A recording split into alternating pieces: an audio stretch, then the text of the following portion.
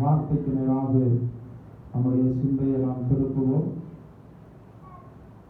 மத்தேயு எழுதின சுவிசேஷம் 19ஆம் அதிகாரம் 27வது வசனத்திலிருந்து வாசிப்போம். அப்பொழுது பேதுரு அவரை நோக்கி, இதோ நாங்கள் எல்லாவற்றையும் விட்டு உம்மை பின்பற்றினோமே, எங்களுக்கு என்ன கிடைக்கும் என்றார்.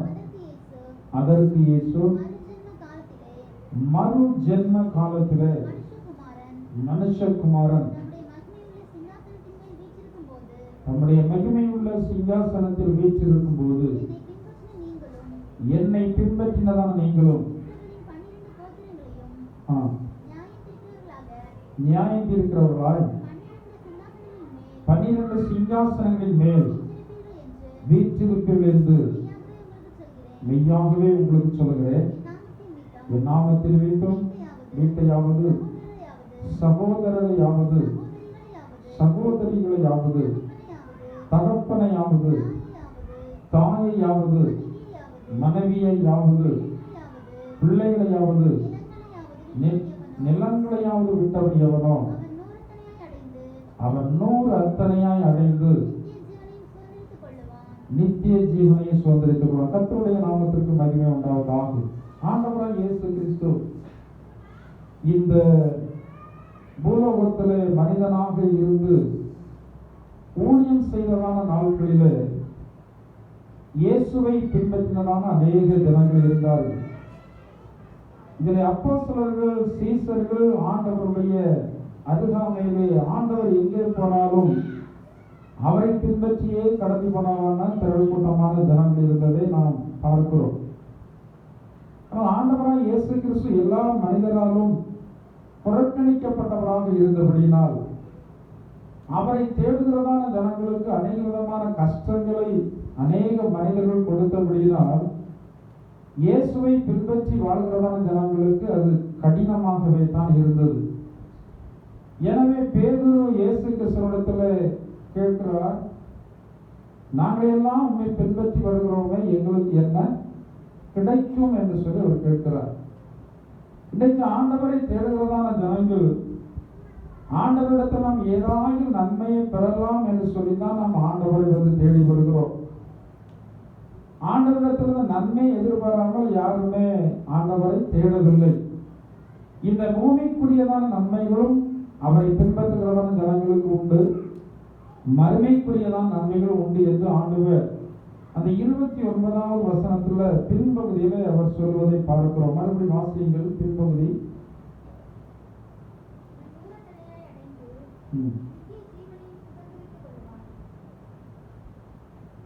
விட்டவன் எவனோ, நிலங்களையாவது விட்டவன் எவனோ அவன் 100 அத்தனையாய் அடைந்து நித்திய ஜீவனையும் சுதந்திரித்துக் கொள்ளுவான்.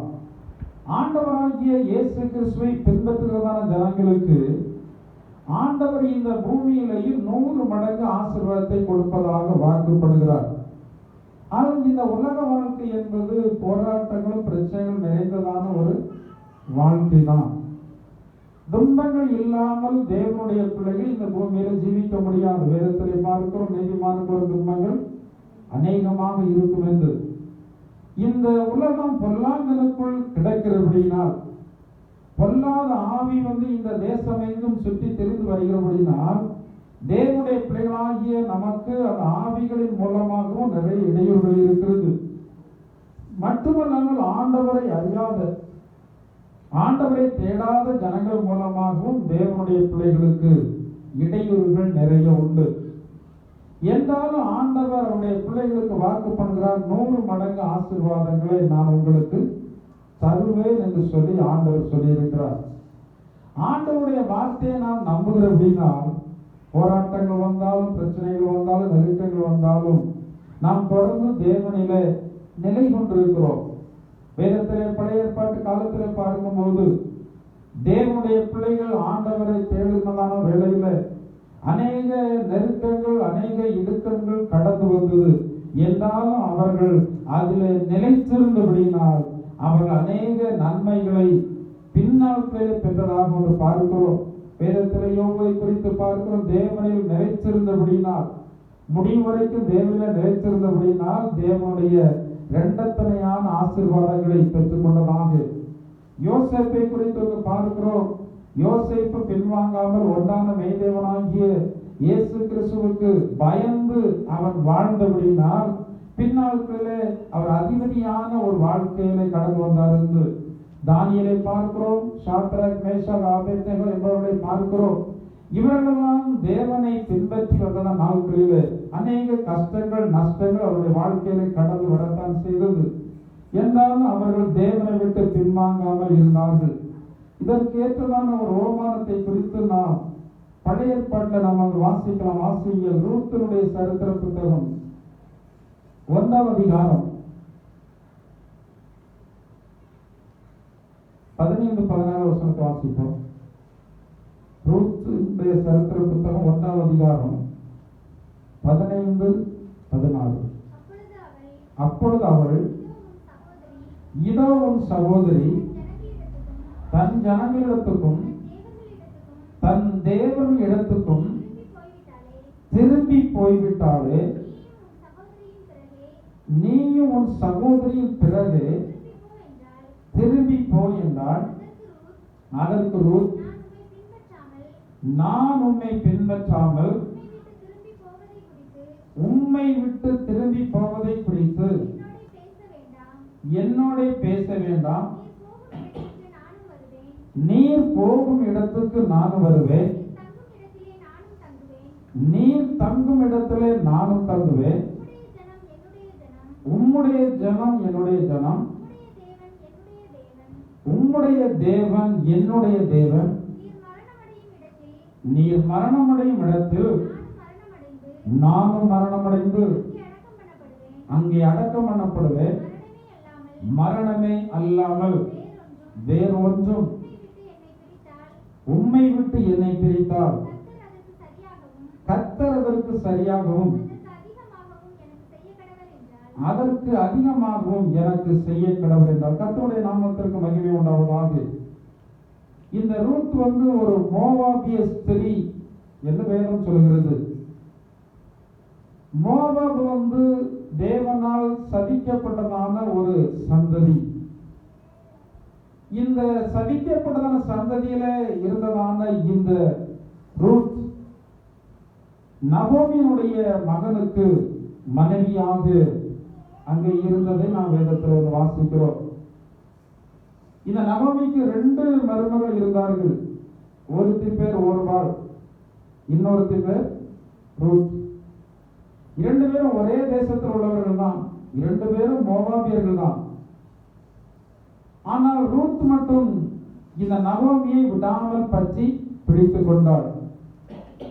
இன்னைக்கு அநேக ஜனங்கள் லாபமாக இருந்தால், நன்மையாக இருந்தால் மட்டும் ஆண்டவரை தேடுவார்கள்.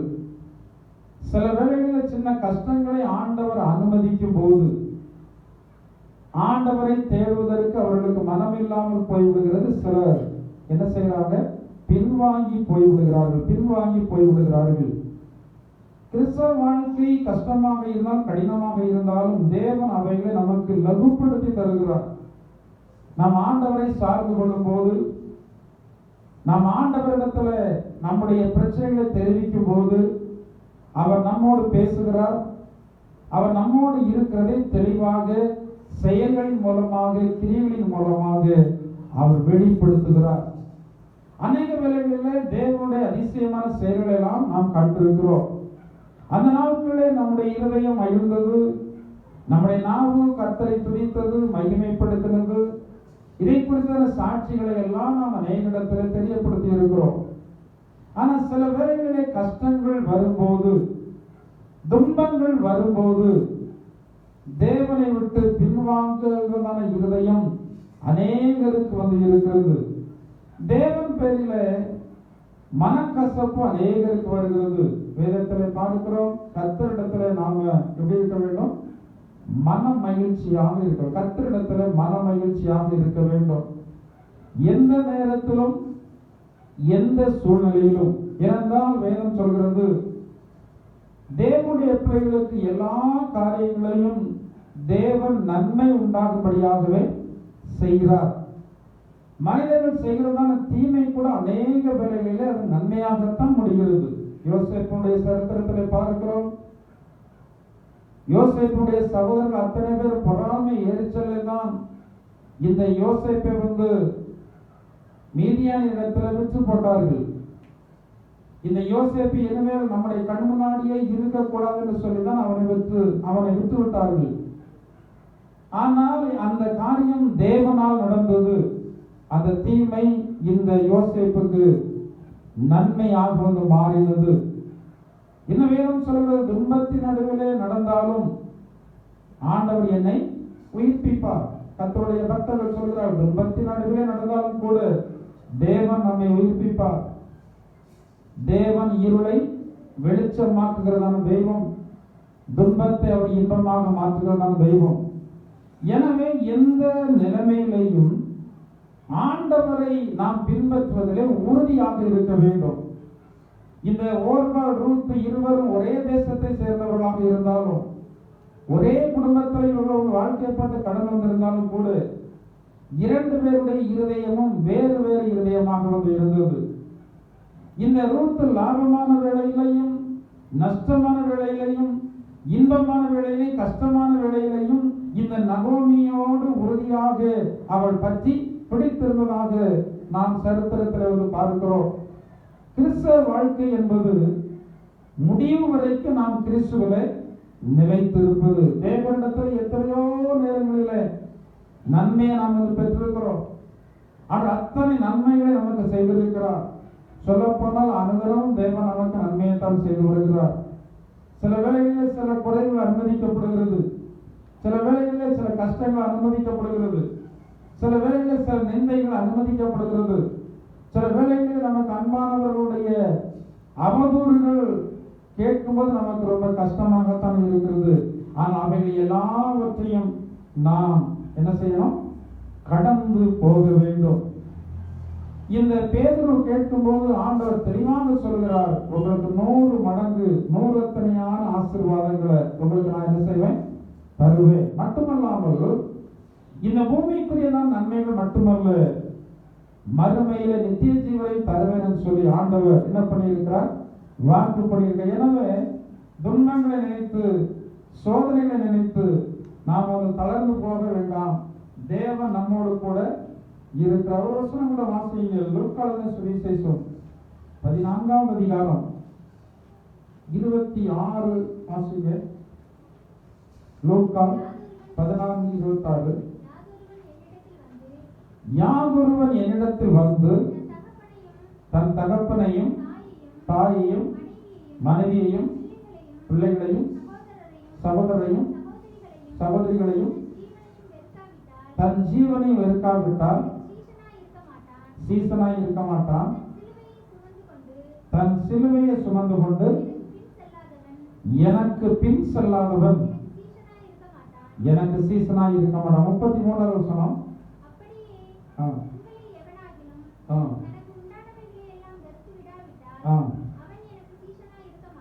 அவன் எனக்கு சீசனாய் இருக்க மாட்டான். போராட்டங்கள் பிரச்சனைகள் வந்தாலும் நாம் தேவனிலே நிலைத்திருப்பதுதான் நாம் தேவனுடைய சீசர்கள் என்றதான அத்தாட்சியை நமக்கு கொடுக்கிறது. கிறிஸ்தவ வாழ்க்கை இன்பமும் துன்பமும் கலந்ததான ஒரு வாழ்க்கை தான். எப்போதும் தேவனுடைய பிள்ளைகளை இன்பத்திலே ஆண்டு வைத்துக் கொள்வதில்லை. ஏனென்றால் நாம் அடுத்த நிலைக்கு கடந்து போவதற்கு, அடுத்த ஆசீர்வாதத்தை கடந்து போவதற்கு தேவன் சில சோதனைகளை என்ன செய்கிறார்? அனுமதிக்கிறார். தானியேலுடைய வாழ்க்கையை பார்க்கும்போது தானியேல் சிங்கத்தின் கெபிக்குள்ள போடப்பட்டதற்கு பிற்பாடு அவருடைய வாழ்க்கையில மேன்மை வருகிறது. யோசேப்பு சிறைச்சாலையில போடப்பட்டதற்கு பிறகு அவருடைய வாழ்க்கையில மேன்மை வருகிறது. தேவனுடைய பிள்ளைகள் யாரெல்லாம் இந்த சோதனை காலத்துல அவரை விடாமல் உறுதியாக பற்றி பிடித்திருந்தார்களோ, அவர் மட்டும் தஞ்சம் என்று சொல்லி அவரை அண்டிக் கொண்டிருந்தார்களோ, அவர்களை தேவன் கைவிடவில்லை. வேதத்திலே பார்க்கிறோம் அல்லவா? நெருக்கப்படுகிறதான நாட்களிலே கர்த்தரே அவருடைய பிள்ளைகளுக்கு எப்படி இருக்கிறார்? தஞ்சமாக இருக்கிறார். வாழ்ந்திருக்கிற நாட்களிலே நமக்கு மகிழ்ச்சி இருக்கும், மகிழ்ச்சியில பங்கெடுப்பதற்கு நிறைய பேர் இருக்கிறாங்க, இன்பத்தில பங்கெடுப்பதற்கு நிறைய பேர் இருக்கிறாங்க.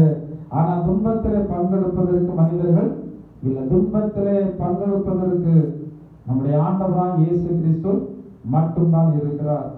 எனவே இந்த தேவனை இந்த ரூத் சொன்னது போல நாம் சொல்லி நாம் அவரை விடாமல் உறுதியாய் பற்றி பிடித்துக் கொள்ள வேண்டும். அங்கே சொல்லப்பட்டிருக்கிறது, மரணமே அல்லாமல் வேறு ஒன்றும் என்னை பிரிக்க முடியாது என்று சொல்கிறதான ஒரு உறுதியான ஒரு நம்பிக்கை. தேவனுடைய பிள்ளைகளாகிய நமக்கு நம்முடைய இருதயத்தில் அப்படிப்பட்டதான ஒரு உறுதியான ஒரு நம்பிக்கை இருக்க வேண்டும். என்ன வந்தாலும் எது நடந்தாலும் நம்முடைய ஆண்டவராகிய இயேசு கிறிஸ்துவை நாம் குறை கூறாதபடி, நாம் அவரை குறித்து மனக்கசப்பை இதயத்தில் வைக்காதபடி மகிழ்ச்சியோடு நாம் கடந்து போகும்போது கர்த்தருடைய ஆசீர்வாதத்தை பெற்றுக்கொள்ள முடியும். தாவீதை போல நடனமாடி அப்பாவை ஸ்தோத்தரிப்பேன். தாவீதை போல நடனமாடி அப்பாவை ஸ்தோத்தரிப்பேன். என்ன வந்தாலும் எது நடந்தாலும் அப்பாவை ஸ்தோத்தரிப்பேன். என்ன வந்தாலும் அப்பாவை ஸ்தோத்தரிப்பேன்.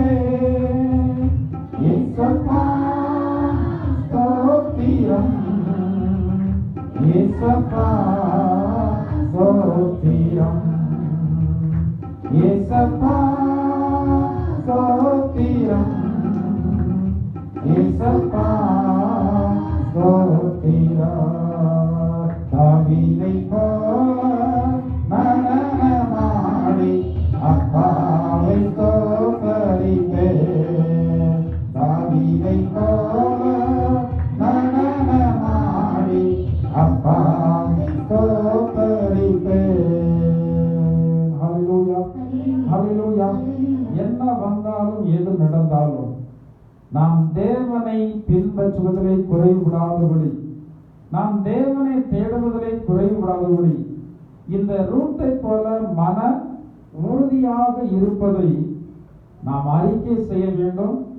செய்த அறிக்கையில நாம் நிலைத்திருக்கும் போது இந்த ரூத்தை ஆசீர்வதித்ததான தேவன் நம்மை ஆசீர்வதிப்பார். இந்த ஓர்பாலுடைய நடவடிக்கைகள் அந்த மோவாப் தேசத்தோடு முடிந்து போய்விட்டது. ஆனா இந்த ரூத் இந்த நகோமியோடு வர மன உறுதியாக இருந்தபடினா, இந்த நகோமி அவளை அழைத்து கொண்டு வந்தால், இந்த நகோமியுடைய வீட்டில் இவள் இருந்தபடினால் போவாசுக்கு இவள் ரூத் மனைவி ஆனால், இன்னைக்கு இயேசு கிறிஸ்துவும் இந்த ரூத்தினுடைய சந்ததியிலே வரத்தக்கதான ஒரு பாக்கியம் இந்த ரூத்துக்கு கிடைத்திருக்கிறது. அப்படிப்பட்டதான மகிமையான ஆசீர்வாதத்தை பெற்றதான ரூத்தை போல நாம் விடாமல் ஆண்டவரை பற்றிக் கொள்வோம். கர்த்தர் தாமே நம்ம அப்படிப்பட்ட ஆசீர்வாதத்துக்கு நேராக நடத்துவாராக. இன்னொரு வருஷம் வாசியுங்கள், 2 ராஜாக்களுடைய புத்தகம் 2ஆம் அதிகாரம் 1ஆம் வசனத்தை முதலாவது வாசிப்போம்.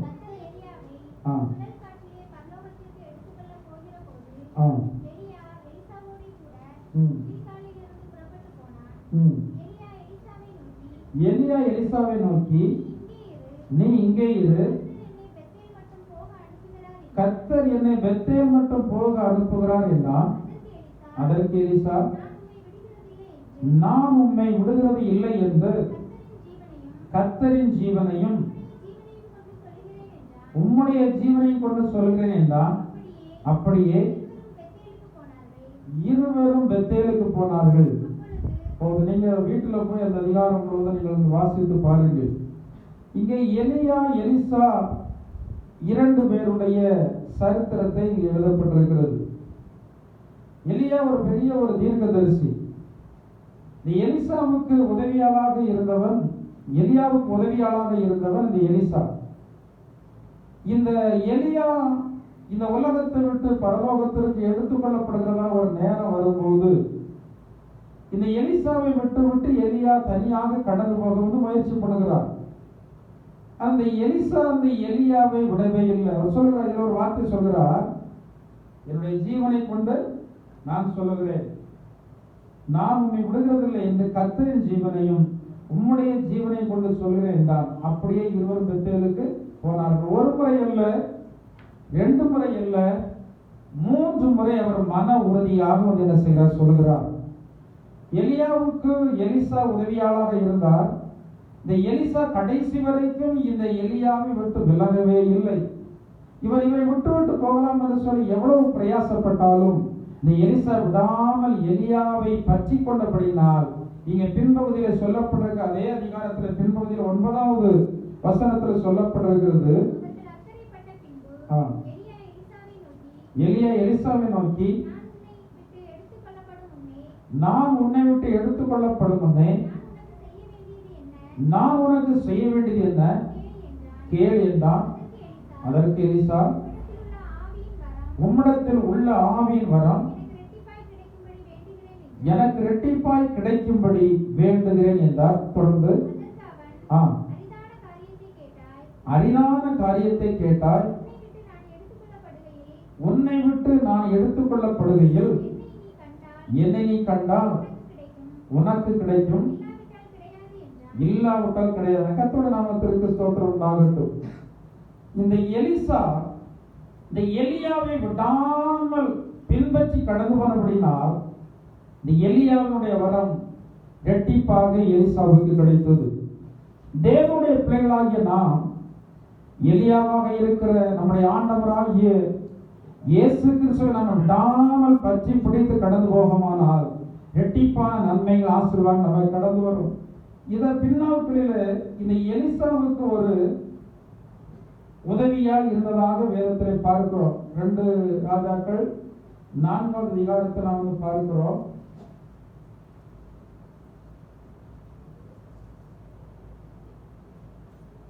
ரெண்டு ராஜாக்கள் 4வது அதிகாரத்துல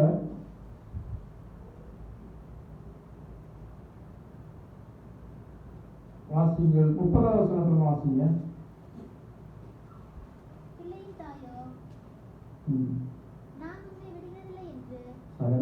ஐந்தாவது அதிகாரத்துல 20வது வசனத்துல வாசிங்க. தேவனுடைய மனுஷனாகிய எலிசாவின் வேலைக்காரன் கேயாசி என்பவன் அந்த சீரியனாகிய நாகமான் கொண்டு வந்ததை என் ஆண்டவன் அவன் கையிலே வாங்காமல் அவனை விட்டுவிட்டார். நான் அவன் பிறகே ஓடி அவன் கையில ஏதாவது வாங்குவேன் என்று கர்த்தருடைய ஜீவன் மேல் ஆணையிட்டு நாகமானை பின்தொடர்ந்தான். அவன் பிறகே ஓடி வருகிறதை நாகமான் கண்டபோது அவனுக்கு எதிர்கொண்டு போக சுகசீரியா என்று கேட்டான். அதற்கு அவன் சுக செய்திதான், தீர்க்கதரிசிகளின் புத்திரரில் 2 வாலிபர் இப்பொழுதுதான் எபிராயிம் மலை தேசத்தில் இருந்து என்னிடத்தில் வந்தார்கள். அவர்களுக்கு 1 தாலந்து வெள்ளியையும் 2 மாற்று வஸ்திரங்களை தர வேண்டும் என்று கேட்க என் எஜமான் என்னை அனுப்பினார் என்றான்.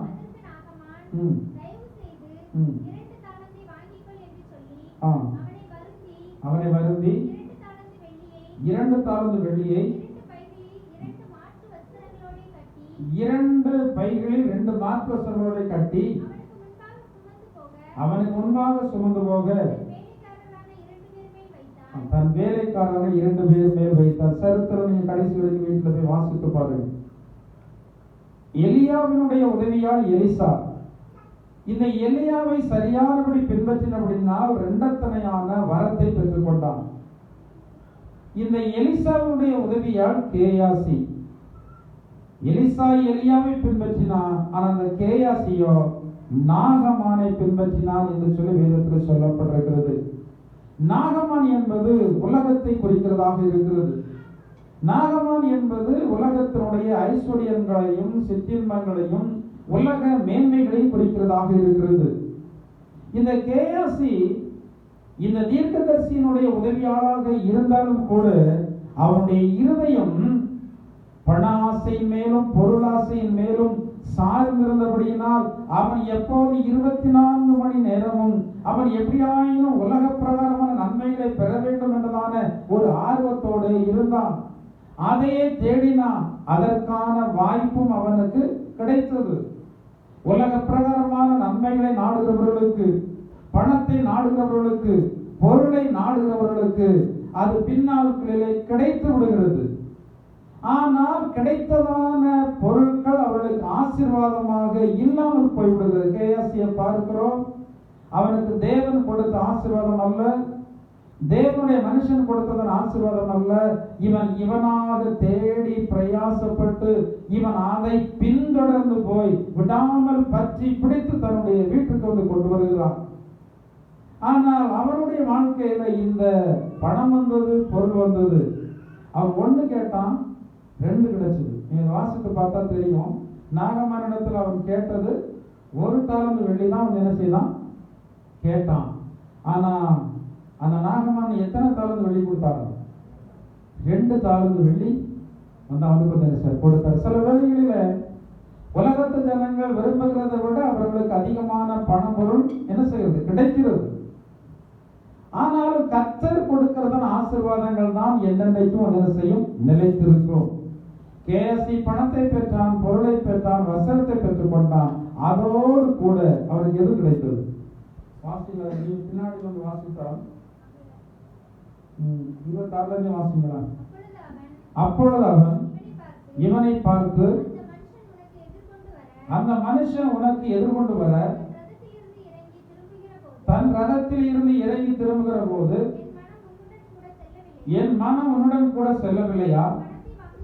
பணத்தை வாங்குகிறதற்கும் வஸ்திரங்களையும் ஒலிவ தோப்புகளையும் திராட்சை தோட்டங்களையும் ஆடு மாடுகளையும் வேலைக்காரரையும் வேலைக்காரிகளையும் வாங்குகிறதற்கும் இது காலமா? ஆகையால் நாகமானின் குஷ்டரோகம் உன்னையும் உன் சந்ததியாரையும் என்றைக்கும் பிடித்திருக்கும் என்றால், உடனே அவன் உறைந்த மழை நிறமான குஷ்டரோகி ஆகி அவன் சமூகத்தை விட்டு புறப்பட்டு போனான். கர்த்தரை பின்பற்றுகிறதான ஜனங்களை கர்த்தர் 2 மடங்கான ஆசீர்வாதங்களை கொடுக்கிறார். இந்த கேயாசி வெறுமையாக பணத்தையும் பொருளையும் மட்டும் என்ன செய்தான்? ஃபாலோ பண்ணுகிறான்.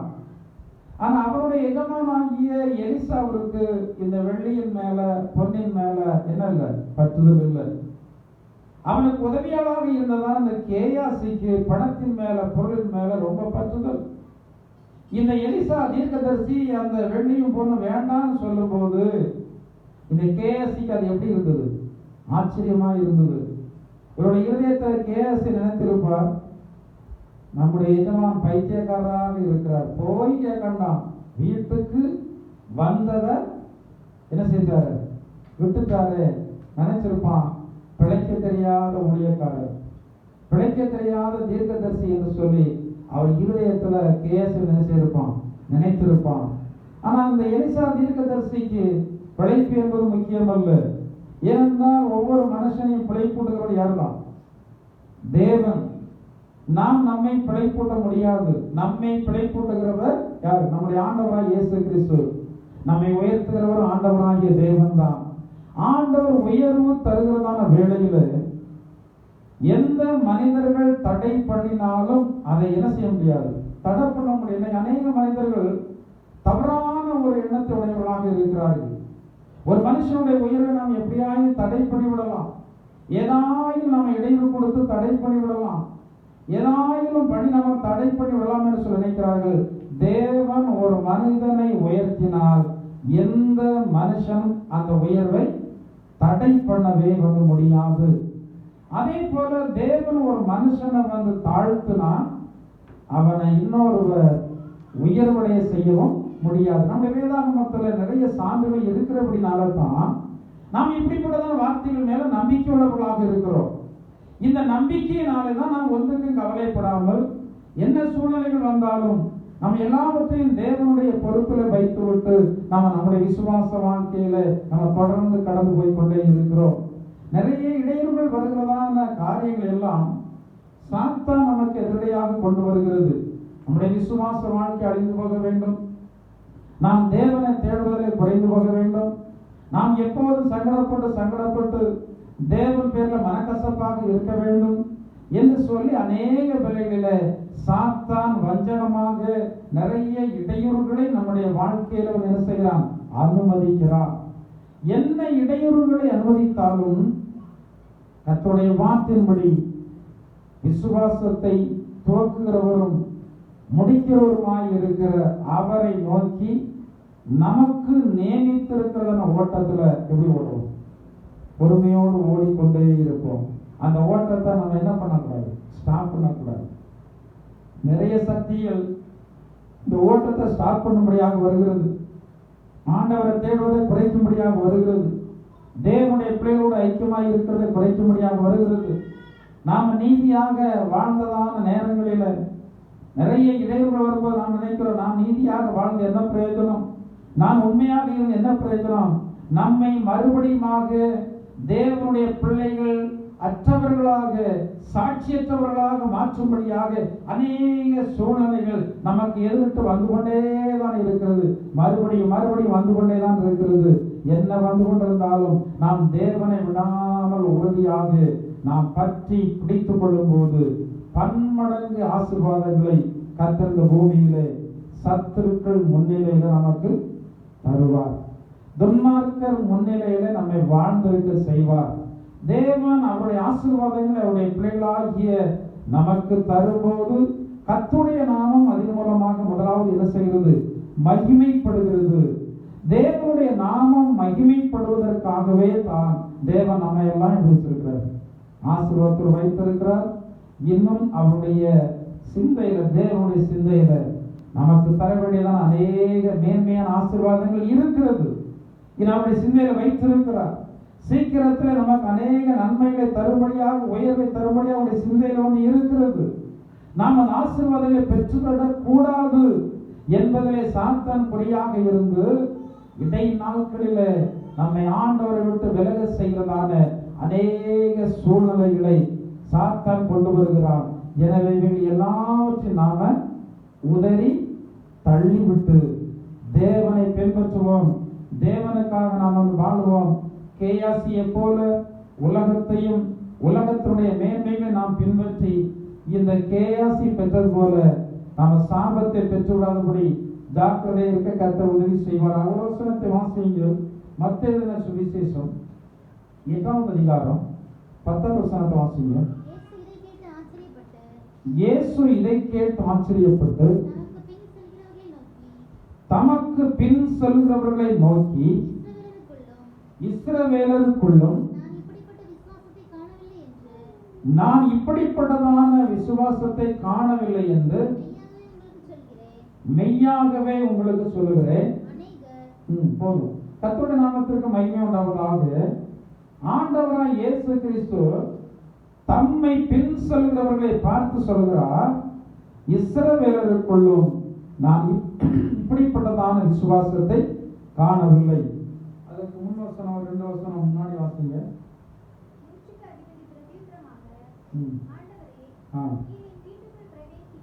நீர் என் வீட்டுக்குள் பிரவேசிக்க நான் பார்த்தேன் அல்ல, ஒரு வார்த்தை மாத்திரம் சொல்லும், அப்பொழுது என் வேலைக்காரன் சொஸ்தமாவான்.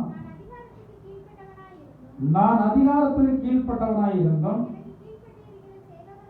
எனக்கு கீழ்ப்பட்டிருக்கிறதான சேவகரும் உண்டு. நான் ஒருவனை போவென்றால் போகிறான், ஒருவனை வாவென்றால் வருகிறான், என் வேலைக்காரன் இதை செய்யனால் செய்யறான் என்றான். இயேசு இதை கேட்டு ஆச்சரியப்பட்டு தனக்கு பின் செல்கிறவர்களை நோக்கி, இஸ்ரவேலருக்குள்ளும் நான் இப்படிப்பட்டதான விசுவாசத்தை காணவில்லை. தமக்கு பின் செல்கிறதான ஜனங்களிலே ஒருவனாகிய 100க்கு அதிபதி, மேன்மை உள்ளவன், அதிகாரம் உள்ளவன், வசதி உள்ளவன் அவனுக்குள்ளே தேவனுடைய விசுவாசம் இருந்தபடினால் ஒரு வார்த்தை சொல்கிறார், நீர் என் வீட்டுக்குள் பிரவேசிக்க நான் பாத்திரம் அல்ல, நான் அதிகாரத்தில் இருக்கிறேன். ஒரு போனா போவான், வானா வருவான், வேலைக்காரன் உண்டு. ஆனாலும் நீர் என் வீட்டுக்குள் பிரவேசிக்க நான் ஒரு பரிசுத்தவான் அல்ல. நீ ஒரு வார்த்தை சொன்னால், ஒரே ஒரு வார்த்தை சொன்னால் போதும். ஆண்டவராய் இயேசு கிறிஸ்துவினுடைய வார்த்தை அவ்வளவு வல்லமை உள்ளது. இன்னைக்கு அநேக ஜனங்கள் கர்த்தருடைய ஆசீர்வாதங்களை பெற்றவர்களாக கிறிஸ்தவ மார்க்கத்தில் இருக்கிறார்கள். அந்த ஜனங்கள் எல்லாம் தேவனுடைய ஒரு வார்த்தையினுடைய ஆசீர்வாதத்தை பெற்றவர்களாக இருக்கிறபடினால் அநேக மேன்மைகளை சுதந்திரித்து இருக்கிறார்கள். தேவன் இந்த வார்த்தைகளை இந்த இரவுகளில உங்களுக்கு பயனுள்ளதாக மாற்றி தருவாராக. நான் சமயத்தை அதிகமாக எடுக்கும்படியாக விரும்பவில்லை. தேவனை பின்பற்றுகிறதான தேவனுடைய பிள்ளைகள் நாம் உறுதியாக இருப்போம். இந்த ரூத் எப்படி நகோமியை உறுதியாக பற்றி பிடித்தபடினாலே பின் நாட்களிலே போவாஸ் என்றதான பெரிய ஐஸ்வர்யவானுக்கு ஒரு மனைவியாக வந்து இயேசு கிறிஸ்து அந்த சந்ததியிலே வருவதற்கு ஒரு காரணமாக இருந்தாலோ, அதே போல நாமும் தேவனை உறுதியாக பற்றி பிடித்துக் கொள்வோம். எலிசா எப்படி எலியாவை உறுதியாக பற்றி பிடித்துக் கொண்டபடினால் இரண்டத்திலே ஆசீர்வாதங்களை பெற்றுக் கொண்டாரோ, அதே போல நாமும் இரண்டத்திலே ஆசீர்வாதங்களை பெற்றுக்கொள்ள கர்த்தர் உதவி செய்வார். கேஎஸ் இந்த உலகத்தையும் உலகத்தில் உள்ளதான காரியங்களை பின்பற்றினது நமக்கு ஒரு பாடமாக இருக்கட்டும். நாம் இப்படிப்பட்டதான காரியங்களை செய்யாதபடி ஜாக்கிரதைக்கு கர்த்தர் உதவி செய்வார். நம்ம முழங்கால் படிட்டு தேவனை நோக்கி பார்ப்போம். ஹல்லேலூயா. எல்லாரும் தேவனை நோக்கி பார்ப்போம். ஹல்லேலூயா. கர்த்தாவே நன்றியோடு ஸ்தோத்திரிக்கிறோம். கர்த்தாவே நன்றியோடு ஸ்தோத்திரிக்கிறோம். ஆண்டவரே கர்த்தாவே, அந்த பேதுரு உம்மை பார்த்து கேட்டார், எல்லாவற்றையும் நாங்கள் விட்டு உம்மை பின்பற்றினோம், எங்களுக்கு என்ன கிடைக்கும் என்று சொல்லி கேட்டார். ஆண்டவரே கர்த்தாவே ஸ்தோத்திரம். ஆண்டவர் நாங்கள் விருதாவாக உம்மை தேடவில்லை, விருதாவாக உம்மை பின்பற்றவில்லை. ஆண்டவரே அநேக வேளைகளிலே நாங்கள் எதிர்பார்த்த உம்மிடத்தில் எதிர்பார்த்த அநேக நன்மைகளை எங்களுக்கு செய்திருக்கிறார்களே, எதிர்பார்த்த அநேக உதவிகளை எங்களுக்கு செய்திருக்கிறார்களே. இதற்காக நாங்கள் நன்றியோடு ஸ்தோத்திரிக்கிறோம். ஆண்டவரே கர்த்தாவே, இந்த நாளிலே கேட்டதன் சத்தியத்தின்படி நாங்கள் உம்மை விடாமல் உறுதியாய் பற்றி பிடித்துக் கொள்ள கர்த்தர் உதவி செய்யுங்க. இந்த உலக வாழ்க்கை என்பது கடினமான வாழ்க்கை. ஆண்டவரே எத்தனையோ சோதனைகள் வருகிறது, எத்தனையோ நெருக்கங்கள் வருகிறது, எத்தனையோ சத்துரு போராடுகிறார்கள், மனிதர்கள் போராடுகிறார்கள். என்றால் நாங்கள் உண்மை இதுவரை விடாமல் பற்றி பிடித்துக் கொள்ள கிருபை செய்தீரே, நன்றியோடு ஸ்தோத்திரிக்கிறோம். ஆண்டவரே கர்த்தாவே, கேயாசினுடைய தவறான ஒரு சோத்திரமான காரியம் எங்களுக்கு சோத்திரமான ஒரு படிப்பனையாக இருக்கட்டும். ஆண்டவரே கர்த்தாவே, நாங்கள் இந்த கேயாசி நாகமான என்னதான உலகத்தினுடைய காரியங்களை பின்பற்றினது போது நாங்கள் பின்பற்றி சாபத்திற்குரியவர்களாக மாறாதபடி நாங்கள் ஒரு சோத்திரமானவரை எலிசாவின் ஆவியுடையவர்களாக காணப்பட்டு எலியாவை பின்பற்றி இரட்டிப்பான ஆசீர்வாதங்களை பெற்றுக் கொண்டது போல நாங்கள் எலியாவின் ஆவியாக இருக்கிற எங்கள் இயேசு கிறிஸ்துவை பின்பற்றி இரட்டிப்பான ஆசீர்வாதங்களை பெற்றுக்கொள்ள எங்களை கிருபை பாராட்டுவீராக. அந்த சோத்திரமானவரை பேதுருக்கு நீங்க வாக்கு பண்ணினீங்களே, கர்த்தாவே இந்த பூமியிலே 100 மடங்கு ஆசீர்வாதத்தை தருவேன், நித்திய ஜீவனை தருவேன் என்று சொல்லி வாக்கு பண்ணினீங்களே, அந்த ஆசீர்வாதங்களை பெற்றுக்கொள்ள ஒவ்வொருவரை தகுதியாக மாற்றுவீராக. இந்த இரவுகளில் இதற்கான கிருபையினாலும் இதற்கான வல்லமையினாலும் ஒவ்வொருவரை நிரப்ப வேண்டுமாறு ஜெபிக்கிறோம். ஆண்டவரே கர்த்தாவே, நன்றியோடு ஸ்தோத்திரிக்கிறோம் ஸ்தோத்திரிக்கிறோம் ஸ்தோத்திரிக்கிறோம். அன்பின் பரலோக பிதாவே, நல்ல இயேசுவே கர்த்தாவே, மறுபடியும் இந்த வாரத்தில் நாங்கள் உங்களுடைய திருப்பாதத்திலே கடந்து வந்து இந்த இரவுகளில் உங்களுடைய நாமத்தை துதிக்க மகிமைப்படுத்த இவனுக்கு கிருபை பாராட்டினீரே, நன்றியோடு ஸ்தோத்திரிக்கிறோம். ஆண்டவரே கர்த்தர் எங்களுக்கு செய்த எல்லா உதவிகளும் உபகாரங்களை எல்லாம் நாங்கள் நினைத்துமை துதித்தோம். இவருடைய துதியை அங்கீகரித்து ஆசீர்வதித்து உண்மை ஸ்தோத்திரிக்கிறோம். ஆண்டவரே கர்த்தாவை தந்த ஜீவனுள்ள வார்த்தைகளுக்காக உண்மை ஸ்தோத்திரிக்கிறோம்.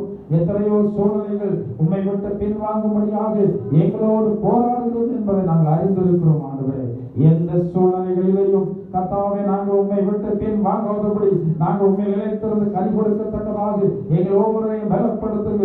வந்திருக்கிற எல்லாரையும் ஆசீர்வதிங்க.